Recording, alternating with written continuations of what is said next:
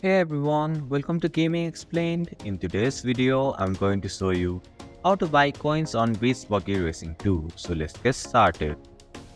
First, open the Beach Buggy Racing 2 game.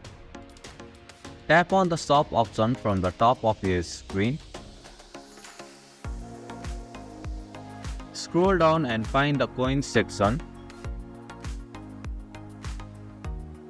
Here, choose the coins pack you want to buy and tap on it. Finally, tap on the gems icon and purchase the coin. And this is how you can buy coins on Beach Buggy Racing 2. Thank you for watching Gaming Explained. Hope this video was helpful. If it was, then hit the like button and comment down if you have any questions or feedback. Also, if you are new to our channel, please subscribe and hit the bell icon so that you won't miss our upcoming videos.